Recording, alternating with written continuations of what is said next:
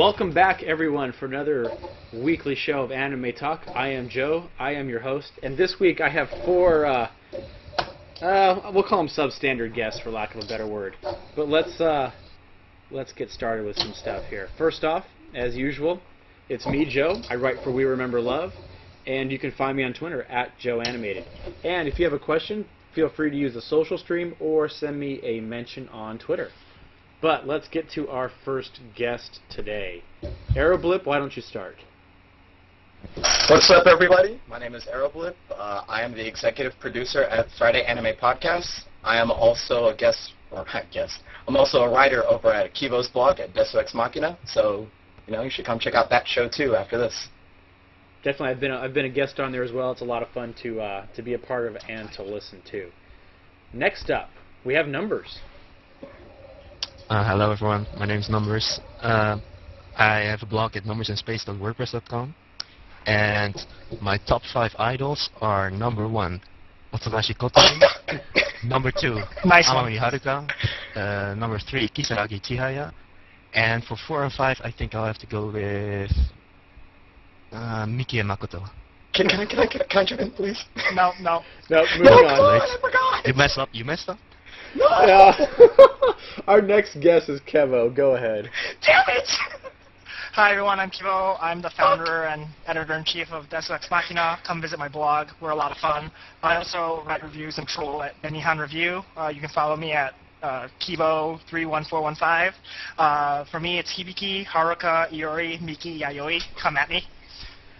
Oh, jeez. And if you haven't picked up on already, these guys are doing an Idolmaster theme show today. I refuse to. That was the only time I acknowledge it today. Takane. All right, next up. Azusa, Ritsuko. Yeah. I'm gonna mute him. Anyways, next up is Summer. Go ahead.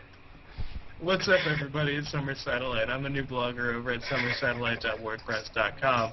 You can follow me at Natsu no Satellite, 1L, not 2, on Twitter. And my top 5 idols are Makoto, Yayoi, Mami, Miki, and Haruka. Nice. So, Joe, is this going to be like around the horn where you just indiscriminately mute us for saying stupid stuff?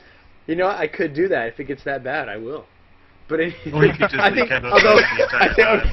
I was going to say, or we could just mute Kevo and that would solve everything. But on to the first topic tonight.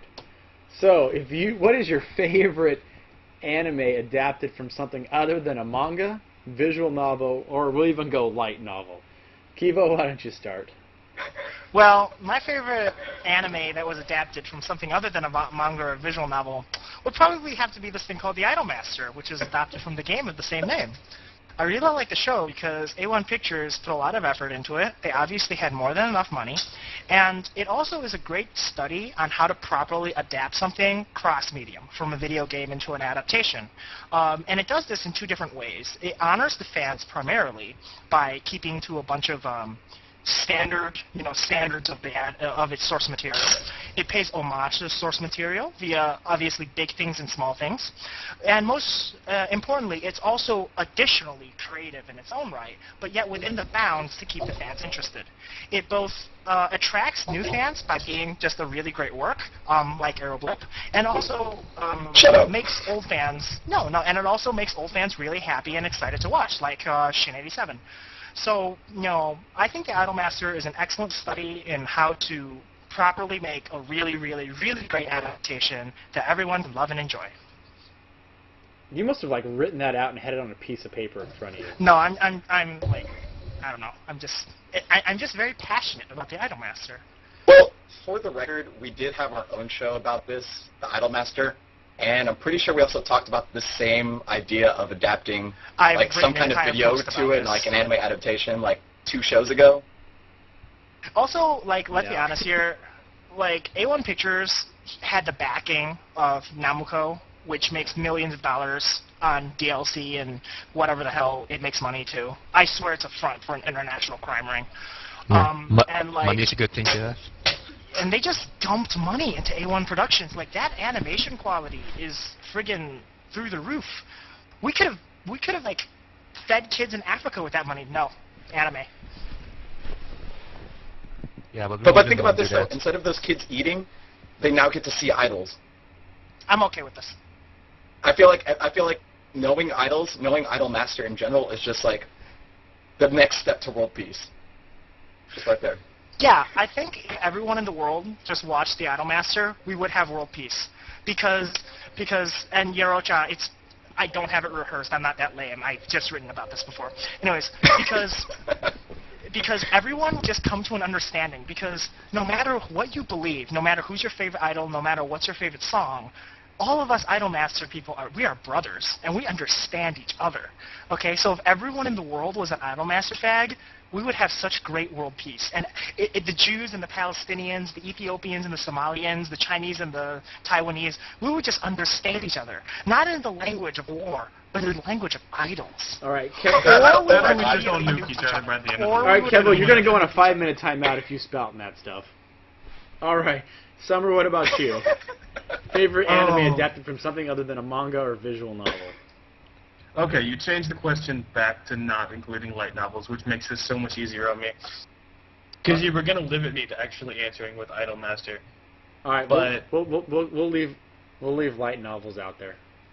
All right, leaving light novels out, it would probably have to be either a tie between the Monogatari series, which of course is just fantastic all across the board, or Spice and Wolf, which is one of my favorite light novels of all time, and I love the anime to death. So. Numbers, what about you? Yeah, if VNs were included, then I would pick F, but they're not included, so I'm going to have to go with Idolmaster. Yeah, I mean, it's definitely my favorite of 2011, and probably of the decade. And yeah, like Kivo said, I really like the money put into it, but also, like, all this money, it gives them so much freedom to do what they want. And they also have a lot of stuff that you can't buy with money. Like, a lot of good, I'd say, like take the first episode, like, who's going to do that, right? With the documentary? Nobody. I think it's really, well, it has the freedom to be creative. And it shows. Okay. Alright, so let's move on to our next topic for tonight then. If you could make a spin-off of any franchise, what would you make? Aeroblip, why don't you start? Now you can actually talk. Thank you. Wait, I was muted? Anywho. Let's see. Any franchise. Well, I guess considering the theme of the show, I guess I'd have to go with an Idolmaster. But in all seriousness, though, like, I really do say Idolmaster just because the world, like, quote-unquote, the world is so expansive, it's very easy to branch off and look at, like, other side stories and, I guess, other aspects of the idols' lives. So you have the game itself, which portrays them, you know, going from, you know, 2-bit singer to top idol, right? And then you have the anime itself focusing more, I guess, on the unity of the 765 production. Now, with that, there's actually so much more to explore. So, say for an example, I don't know, a side manga called Puchimasu, which is actually like a really funny 4-koma manga, in which you take all these idols, which seems like a normal situation, but then you actually include little chibi miniature versions of themselves. So, like, say for an example, Iori, or Iroin, I believe that's what it is. So you have this little thing that's like almost like a dog that's just walking around, that's all cute and cuddly, but then, like, you know, Iori's known for having a big forehead, and this, you know, just coincidentally, this Puchimasu can shoot lasers from its forehead. So it's like, you know, it still follows the idol canon, but at the same time, it just focuses more on, like, the happier and, like, the more comical side of this franchise. So that's what I would go with. If I may say something, as that sounds like, here's the problem with that. Do you remember that Chibi Tsuruya spin-off of Haruhi? And how it seemed like this great idea, but in the end it's like just like super lame. Like, I think there is a concept of overkill, especially if you adapt to 4-koma, because let's be honest here, everyone quit. Kevin, what were you saying before I conveniently cut you off? I was just saying that there is a such a thing as franchise overkill, because when you start adapting just silly spin-off forkomas that don't have a lot of substance, it seems like a lot of fun at first, but really it starts to get lame. If anyone recalls the Tsuruya spin-off of Haruhi, or maybe I just watched too much anime, it just wasn't very entertaining. Maybe hardcore fans loved it, but... Well, for the record, though, I never said it had to have its own 2-season or 2-core thing. It said a spin-off, it was so like essentially it could be an OVA. It was an OVA, So- and I just thought it was boring. Well, but that I hope to be corrected. Like, if something like that does come out, I will never just write something off without watching it. Not to I mention, hope too, I am I feel- wrong, and I always root for anime to be good. Well, not to mention, too, I feel like no matter how bad something is, like, a franchise can always come back. Say, for Sure. example, Xenoglossia, right? We don't talk about that. I mean, What's that? I Xenoglossia don't came wanna know out, and, what like, it it was okay, but it did get a lot of negative reviews, especially from the Idolmaster fans. So, you give it a waiting period, let it cool down, and then next thing you know, you get Idolmaster, like, the Idolmaster, so... Right. Right. I mean, one element again of a good adaptation is actually appeasing the fans and being generally accurate. I'm not talking like number of noble phantasm that hit Rider in this scene. I'm talking about like not having any personalities or anything like that. Just things that are key being changed. Yeah. And I think we can all agree here. I think I'm preaching to the choir. Yeah. Mm-hmm. I do have to say, if I were to make a spin-off of Idolmaster, I'd take 876. What's that? That Really? was going to be my 876? answer. That was going to be my answer. Yeah. Yeah. That's Banda, right?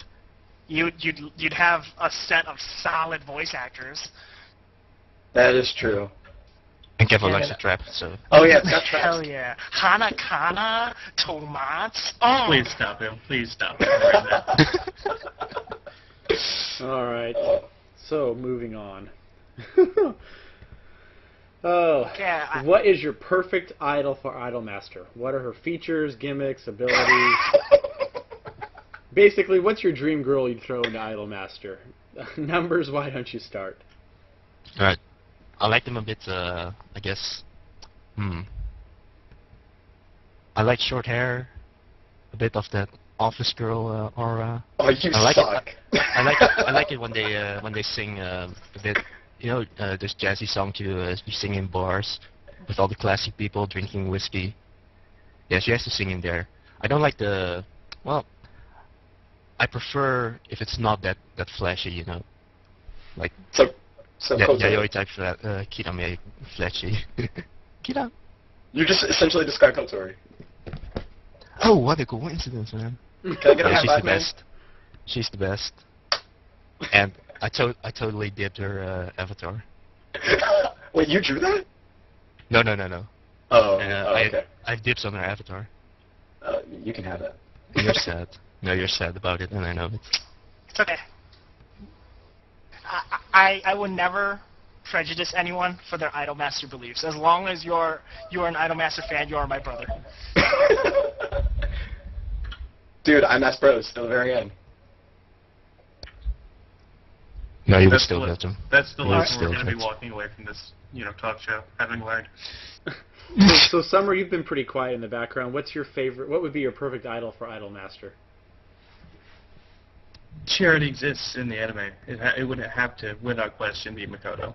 I mean, just the boyish aspects, the appearance, in the same sense, the strongly protective and caring about, the other idols and her friends, but also, just the side she shows in her specific episode where she is also, wanting to be protected and saved by someone. It's just, this character is fantastic and absolutely perfect. So, absolutely nothing needs to be changed.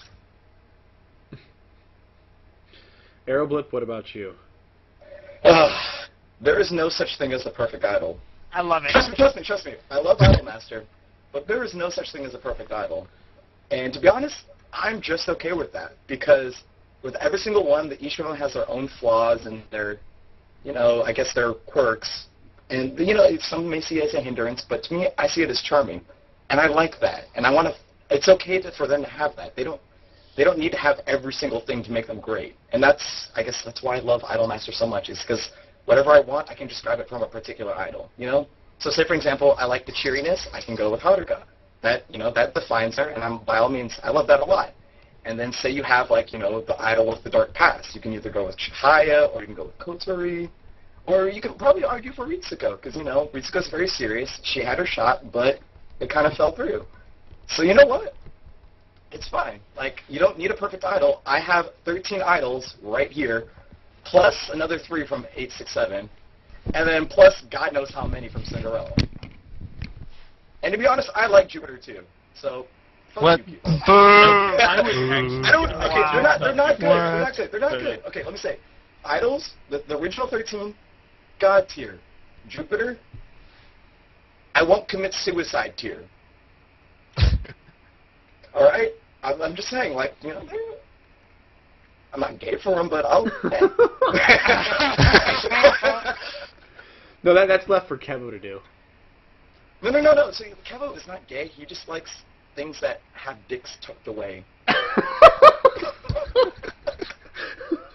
I love how I can't even defend myself. Well, you are a known trap lover, so yeah. Wait a minute.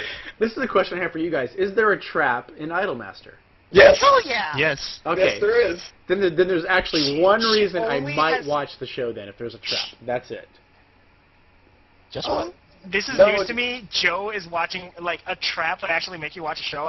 This is a revelation now. Because there has to be some surprise. Like, I want to see the trap, and the guy that's the manager somehow get in a situation where he finds want the out surprise? it's actually a male. That stuff's actually kind of funny. But otherwise, it's probably. I But don't know. do you know? Whoa, that the- okay, hold on. wait. You go, numbers. Okay. Do you know or have heard about the second half of Idolmaster? He doesn't know anything about Idolmaster. I know nothing. I love how I don't get a turn to answer the Uh-huh. question. Who cares, Kivo? You like Like- gay. That's your perfect idol. Like we just said, okay, the first half was great, but it's kind of straightforward, right? But the second Yeah. half is, if they finished at the first half, it'd be great. It'd be awesome. It'd still be one of my favorites. But especially the second half made it my favorite show of 2011. Like, legit, it's good. Me too. Mhm. Yeah. So, Joe, here's the thing to consider. Idolmaster. So going into this anime, I've never heard of the franchise before, okay? And I'm not even a big fan of Moe either. So going into this, I was thinking, it's the summertime, there's not much to watch, might as well pick this up. Watch the first 5 episodes, thought it was okay, comedy there was a bit of comedy. It's kind of like this amalgamation of like slice of life, comedy, and it's got all these little things together. And to be honest, it's a show about idols. But later on, like, the show starts to develop some of the characters, and you get unexpected depth from this show. That's the thing. Is that I agree with numbers that the second half is a significant step, and I guess calling it like a really great anime. But I don't want to put it on that pedestal for you. I just want to let you go. If you decide to, if you go through the show, I will say right now that it will surprise you. I'm not going to say the second half is this gift from God, but there were things that I didn't expect from it. And because of that, I actually grew to love not only the show itself, but the franchise in general. Like, because of this show, I started actually learning the canon. I started actually listening to the songs. I did so much more that I didn't do with any other anime. That's the thing. Yeah, and as someone who has just recently finished the series for the first time, is coming in fresh to it. I actually haven't had time to get into the franchise yet, but I plan to.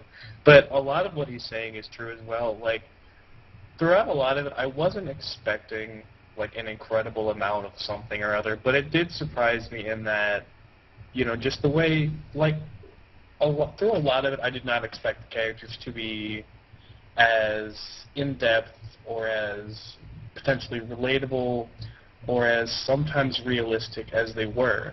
And they really surprised me in that aspect by, obviously the show is extremely character-focused, and just the way it carries through with each character and their relations with each other and the way they grow together, in the Namco Pro production company is just really fantastic. And it really surprised me in the end to the point where ended up being a lot more than I ever expected, and I didn't even realize it until I was done with the series. So my perfect idol for the Idolmaster? Go for it, No, Kibo. yeah, my favorite is Hibiki, but to be honest, it would be Haruka. Because I like her because she's a good balance of being a leader. And you know, there's all these, like, she's only the leader, maybe, you know, de jure, but like, de jure, yeah, by law she's the leader. No, you know, just because she's kind of the main girl, she's in the center all the time, you know. But I like how she's not so generic, because there are a lot of other shows that have ensemble casts that have a leader that has very obvious by-the-book leadership qualities. I like how there's actually like some chemistry and some balance of power between, you know, producer Haruka and Miki and all those things, and she has foils, and it's a very complex. She has very complex relationships as pertaining to her comparison with the rest of the cast, and I really like that. She also has a great fashion sense, and I also like her happy attitude. Yeah, a lot I of like them have a lot of them have a good fashion sense, by the way. I'd say for a Haruka's show best like fashion that, sense. it'd have to be. But Uh, you think Sometimes Idolmaster, it's hit or miss. they have to dress up nice, wear whatever. You know what I mean? You're Right, I mean, right. it's the casual. I mean, that's what we're focusing on. And the then, of casual course, look. you know, later on in the show, you know, she obviously gets some development. But yeah, like even just out of the box, you know, as she develops throughout the series, you know, she gets a foil with Shihaya, she gets a foil with Miki, so it's nice. The Idolmaster character dynamics are surprisingly complex if you just look into them. okay. So let's go to our last topic for tonight. Is current anime too over-reliant on the use of personality flaws to bring depth to a show, to bring depth to the show, or to show growth in the characters themselves? Does that make sense, guys? Yeah, So, definitely. All right. So, Summer, why don't you start us off on that? Summer? Summer. I pushed it off for a moment, but I think when I was thinking, you know, was coming up with this topic, originally I intended to push it in an Idolmaster direction, but I ended up giving up on that because I figured there had to be some substance to this show. But I think with this one, what I really had in mind for this season was Kokoro Connect, in that all three of its female leads have like heavy personality flaws that are extremely focused on. It is like the focus of the anime in its entirety. And of course the way it goes about the, you know, random happenings that are going on to the characters and the way it portrays all of it through that lens is different, but it's still, you know, every single character in there relies on their character flaw to give them depth and to show them growth. Whereas I think that is taking it a little bit too far. Like Kokoro Connect is the first example where I think it's just gone so far that I'm losing the ability to care. Yeah, I think that I shows agree. completely Can I dependent on the jump in character this? flaws to the point where it's that's all they're talking about is character flaws. It's almost annoying at times. Yeah. Let me just say real quick before I give the floor to Aeroblip. When I saw this question, I'm like, people are going to talk about Kokoro Connect. Yeah. Yep. That's what you wanted to say? Go ahead, Aeroblip. Okay. Here, watch. Check this out. This is gonna blow your mind. So you say that a lot of current anime is too reliant on it, and I do agree that, you know, that does seem like the general direction. You have, of course, Kokoro Connect, and another one of last year, Anohana. Remember that flower? So the idea is that, like, you have all these characters, and then the thing is that their flaw is what defines them. And by like actually having those characters be defined by those flaws and going through the situations, that's what we call quote unquote growth. Here's the unique thing about Idolmaster, though. A lot of these characters actually go through these, you know, essentially life-changing situations, and yet it's not actually based on the personality flaws. So they're, I guess, in a sense, they're more of a victim of circumstance, as you will. So let's say, for an example, oh, actually, I can't even use that example. I'm sorry. That'd be spoilers. So let's just say this. Things happen to a character that are completely out of their control. And by the way they react, it essentially creates the drama of the show. It's like something that they didn't expect or didn't know how to overcome. So then now it's actually more back, so now the show is actually focused on them using not only their personality strengths, not their flaws, but their strengths to overcome these situations, but also the use of the other characters as well. As Kibo mentioned, there's actually a brilliant character dynamics like between each of them. Like they essentially build off each other. So I wouldn't say that current anime itself is, or focuses on these personality flaws. But I think that good anime can actually show depth without actually relying on these personality flaws. It's becoming common, yes, but it can be done. It can be done. But before somebody else jumps in here, I want to argue back real quick, just that I don't feel, honestly, that Anohana is a good example of that, because I think there's a difference between full-on character flaws like we see in, Kokoro Connect, where it's because of this happened, Yui or Iori is literally this way completely. And the fact that in Anohana, I think it was different in that a lot more of that was overall trauma that they were experiencing all throughout their character and not pinpointing, catalyzing one flaw in their character. While I understand the gist of this question, I have this to postulate. Aren't, character flaws what makes humans human? Isn't that how characters are delineated from each other?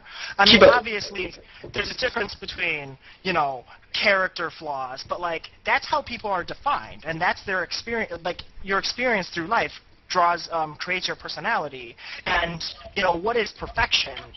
The character flaws, quote-unquote, shape a personality. So, what I'm really getting at is, do character flaws even exist? They do exist. But here's the thing, though. You didn't just make that this meta. Oh my God. I feel like there's a difference between, a flaw describing a character and a flaw defining a character. Yes. So, that's where I think that's... Here's my main problem with Kokoro Connect, and it's exactly this question. Okay, it's not because Kokoro Connect isn't as good as it is, not because it goes the wrong way, or it, it addresses things the way it does. It's not as good as it could be because it's easy. It's easy to create these flawed characters, put them together, and then create melodrama around it. That's, it's better than, friggin' moe crap all day, but, it's actually a story. But I am not absolutely sold on Kokoro Connect because I see a lack of creativity from it. I really do. I mean, yeah. With what it has, it's predictable. Now, it's harder to predict what it will have, but with what it has and the information that it gives us, it's predictable. The plot is predictable. Yeah, I'd like to say that, I think the big difference between, Kokoro Connect and, say, the second half of Idolmaster is that in Kokoro Connect, they really spell it out for you, right? And it focuses all on on these character flaws, whereas in the second half of Idolmaster, it's... Yeah, they say it maybe once or twice, but it's all a lot of it is implied, and a lot of it is, and that also makes it stronger. I feel, because say in real life, right? You don't go these heavy conflicts. They don't happen often, but when they do happen, you can feel the context behind it. You can feel the weight behind the situation and everything around it. Whereas in Kokoro Connect, it's very simple. She has androphobia or something, right? And it's just this one thing. Whereas in Idolmaster, it's this character flaw, and then the context around it, and her entire character is it's more taken into fleshed account. out. Yes. So Therefore, therefore, we just proved that Idolmaster is better than Kokoro Connect. Yeah, but it doesn't get as much talk. This show come back to Idolmaster, even though I've actually succeeded in taking it away. I think Numbers does raise a really good point in that. Kokoro Connect has gotten to the point where, early on, I was proud of the show for not making Yui's androphobia her defining characteristic. But that's changed now. Idolmaster honestly does really well there. Because a big problem I have with Kokoro right now is that Inaban is, she is entirely her flaw now. There is nothing else I can see in her character to make me care about her and make me want her to like stop being upset and depressed and what all. In Idolmaster, like, you know, I won't obviously can't spoil anything, but in Idolmaster it was more, you know, the entire series. I see these characters being incredible and being powerful and succeeding through their own efforts. So when I see something dragging them down, I want them to overcome it. I think that's a big, big difference between the two shows. I think Go ahead. Oh, sorry. Okay, if I had to describe it simply, it's like Kokoro Connect is very one-dimensional, whereas Idolmaster is very three-dimensional, like as in depth, right? And, Yes. Also, what Satellite said really hits the spot. Like, first they build them up, then they drag them down, and then they build them up again. And it reminds me a lot of Full Metal Panic, the third season, where like in the first season they build them up, and the second season was comedy, but in the third season they drag Sosuke like down to the ground, and they build his character up from the ground up again, and it's great to see in Idolmaster 2. So we're saying that Idolmaster is deep. Yeah. Yes. It's totally deep. All right, I like this. I don't know if I'd say deep so much as better at portraying characters as human, which is Deep a in really capital good letters. thing. Okay, so it's complex then. Yes, and that's a good thing. Did you read my post about Haruka's episode? Idolmaster is deep. Oh yeah. People read Idolmaster is deep. But yeah. Oh, I'd say. so, moving Why are on. we Also talking about the- Kokoro Connect? Seriously. Yeah, well, So- also it's. Okay, go Wait, for it. let me say one thing. It's also that this quote-unquote deepness with the capital letters is because it's so surprising. It also makes extra impact, I'd say. Yeah, that is true.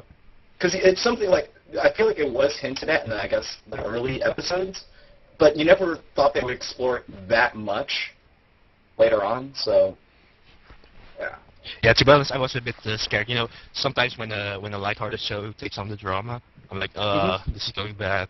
Like, I really didn't like, say, the latter episodes of Kanagi. But Idolmaster nails it on the head. It's Yeah. great. All right, guys. So first question up. If you could, well, let me get this correct here. It's from Fosh. His Oh, God. question is, let me get it so I say this correctly. If you had to kill off one of the idols, who would you pick and why? You Oh, that's bastard. easy. That's easy. Jupiter. Oh, damn. That's Yeah, easy. That's Jupiter. too easy. That's not the That's point of the too easy. question. Pick a girl. Iori. Fuck you. No, I would never kill Iori. See, Yeah, it you has to be one of the girls that can't be producer. See, Yayoi, because she's poor and no one can miss her. Oh, wow. Oh. This is Aerolip saying this, not me. His opinions do not reflect No, the no, opinions no, of no, the no, Starlight. in all seriousness. Okay, hold on. Before Yayoi, hold on. I got to okay, caveat all the idols show. are God tier. I got to All idols caveat are the God show. tier. The views expressed by the guests on my show are not necessarily the views expressed by me. There we go. Okay, moving on. Okay, let me continue. Okay, I'll backtrack on that joke. But in all honesty, Yayoi is probably the one I like the least. Simply because, you know, there's not really much to her. She's overly excited. She's a child, and like, or as like what Shin puts it as, it's an old woman in like a young girl's body, and it's kind of just boring, you know. Like, she's not a good singer. She's not really bombastic. There's nothing really good about her except for the fact, or there's nothing interesting about her except for her crazy hair and her childish antics. That's kind of it. Honestly, I think that the reason that's okay is because you know, you see her as this caring, like, you know, older sister, this caring, nice, happy person, because she's a kid. She also has a lot of room to grow, and I know that's not something expressed in like the Idolmaster anime, but I think just like having that sort of character and that sort of person, and saying, "Go get the world," actually makes for a good character. Yayoi? Okay. All right, let me just say one thing. So, Kevo, you got to choose somebody to kill off. Yeah, first of all, when Shin 87 has been mentioned twice, you know that the show is classy. Second of all- or this view is my view, or the show is reaching an all new low. But go on. Yes, and I know, Joe, that you want all the idols dead. That's okay, too. But my answer might shock some people. Here it is. I would kill off Haruka. Because killing off Haruka is the best best option to make the show good. Like if you like that option would have the highest chance of improving the show. It'd probably be freaking weird and all the fans would still be up in arms, but that's the least harmful option. Because it has the most opportunity to improve the show. Because Haruka is such a core driver of the show. All the other idols will like miss her, and they can like have all kinds of crazy melodrama. The Haruka Chihaya ship would split, okay, and like Chihaya would be even more melodrama, okay. All the idols, because she's the leader, all the idols have some kind of relationship to Haruka. So when you take her out and you kill her off or whatever, that has the highest chance of perhaps the show going in another direction or something and doing something with that kind of drama. It would still suck. I would still probably march on A1 Pictures headquarters, but still. I never thought of, like, when we said kill off, I didn't actually think that we were killing off a character from the show, but man, that's like an awesome like side story. I think if I want to answer in a similar fashion to what Kevo did, I'd have to say Miki, because if we consider that, somewhere in the series Miki dies, considering, the go-getter, the happy, and the, like, cheery, smile she always brought to everyone in the studio, like, to a similar way to which Haruka brought reason and hope and everything like that, killing off Miki would be, like, it would add a lot of drama, yes, in that, everybody, all the sadness. But it would also give all of the idols, I feel, something to, like, reach for. Like, I don't want to say they'd want to be who Miki was, but they wouldn't want to leave Namiko Pro without that kind of shining star that, we see Miki become.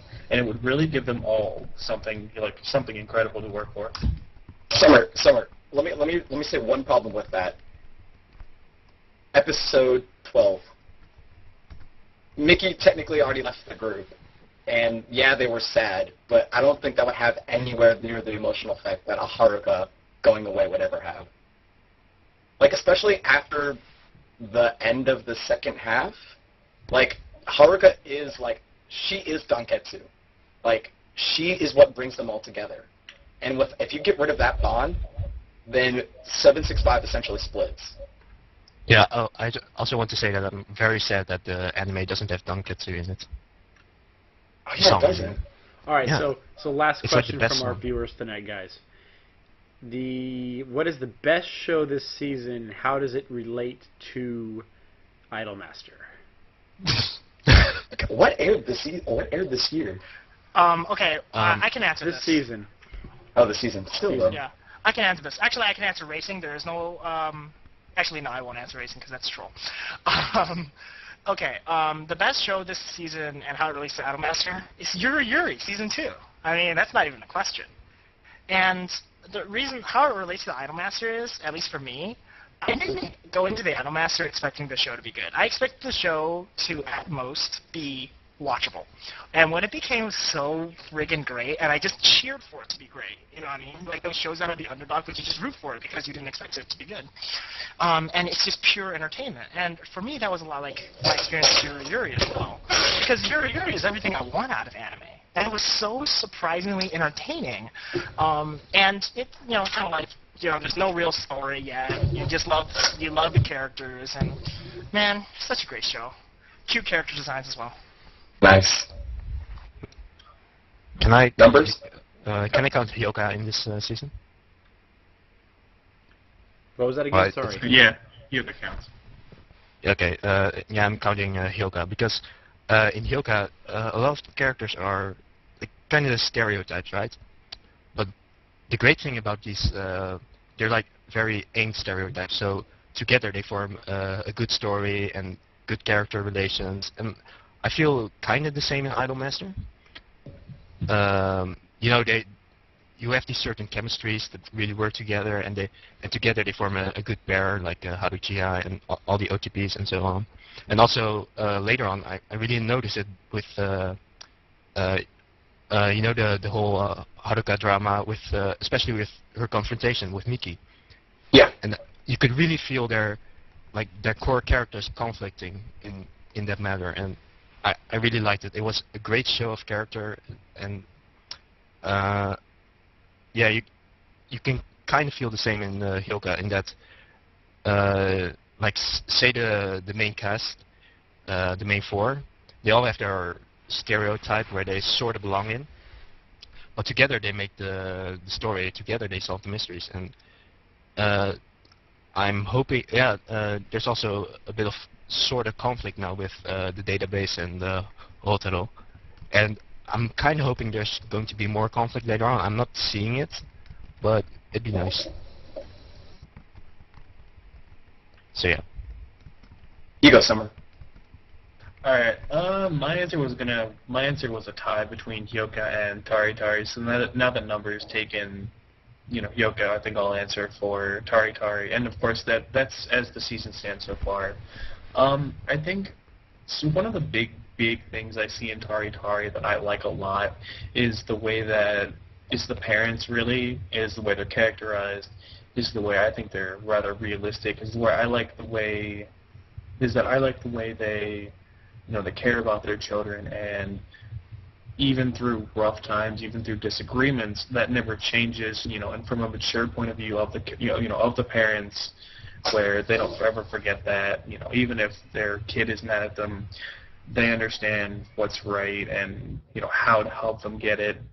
And I think the way that can connect to Idolmaster is just the way you always have Produce-san, the chief, everybody from Namco Pro who isn't an actual idol, and I guess if you count Ritsuko, and just the way that there are these older characters who, more know the ways of the world and are really care about the idols and really are trying to help them find their own identities and find their own place in the world all throughout the series. So. All right. Sounds good, guys. So shame on all three of you. Yeah, you're about to interrupt me. I got that. Shame on all three of you. Everyone's gonna save show now. You all forgot about Space Bros. Space Bros is by far one of the strongest animes of this year. And first, okay, let's start shallow, and I'll go deep on how they're so similar. They're so simple. One, they're both A1 Pictures. Two, I gotta put on my snorkel. Seriously? Two, they're both underrated shows. Three, yeah, definitely. They are both specifically about following your dreams. Every single one of these idols all has a dream of becoming top idol. And that's the same exact themes that are carried on in Space Bros. All the characters want to be an astronaut. How can you not see these connections? And by the way, best of all, they're both actually really great character dramas. So yes, we've mentioned Idolmaster quite a few times, and I don't want to hype it up as much anymore, just because I'm afraid you guys would put it on a pedestal. But the thing is that Space Bros, it's a very lighthearted tone throughout the entire show, despite the fact that it's essentially like a man's well-being at stake, of him becoming an astronaut or not. And yet, you have all these characters coming together, all striving for the same goal. And the latest arc that just finished, the second test, where they all were stuck in that room for 3 weeks, you learned about each one of them, their goals, their ambitions, what's holding them back, what's pushing them forward, and you get all that in Idolmaster. So of course, the greatest anime of last year is so similar to the greatest anime this year. Woo, who would have thought? Hey. And the show goes quiet. Yeah, That's not Adding awesome. the I'm sorry, show. I blew every one of their minds. Yeah, you blew my mind. Show. I didn't know Space Bros was A1, by the way. Yeah. Yeah, but yeah, now that I think forgot. about it, it looks really similar, actually. All right, guys. So Stuck my beat. to close things up, we'll go around the horn here, and we'll get final thoughts from you guys. Kevo, final thought. Kevo. Yeah. Oh, moving on. Aeroblip, final thought. No, that was Kevin's final thought. Yeah, so, by the way, like I said, Idolmaster, really great show. Actually, over at Friday Anime Podcast, we did a show about that a couple of months ago with Akira. So you should check that one out. And if you want to record a new show about Idolmaster, feel free to let me know. But yeah, Idolmaster. Numbers. Space Bros. Numbers, final thought. Yeah, Idolmaster. Okay, yeah, so follow me on Twitter. It's at numbers s_. And I was thinking about like Idolmaster has a few audio dramas, so I'm gonna look into a translation for that.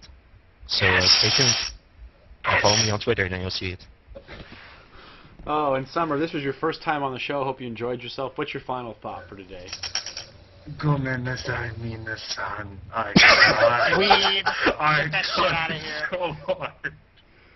Oh, but seriously, this was fun. I had fun on here. I'm glad you invited me, even though I didn't volunteer for this. And if anyone doesn't know why all four of us are on here, they need to go find out, because it was absolutely hysterical.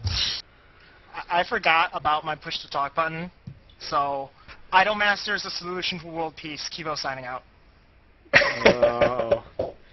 But anyways, guys, coming Hey, up Joe. next week, I have Shinmaru from the now of the Cart Driver and Nihon Review, and I have Kuroshinko. He will be on.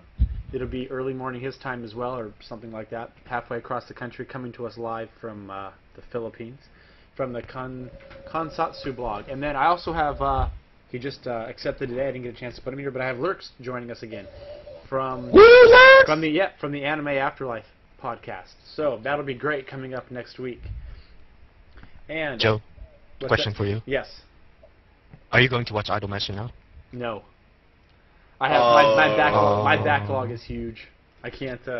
I gotta finish Utena before, or Utena But before will you I can do anything. will you put it on your Will you backlog? put it on your backlog? We'll have to debate that later. But anyways, you can find this show and others at my site on WordPress, joeanimated.wordpress.com.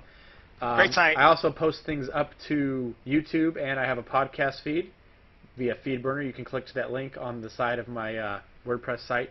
And then if you're interested in coming on and think you can show these guys up, you can email me at joeanimated@gmail.com. Anyways, How can you beat a show about anime? About Idolmaster?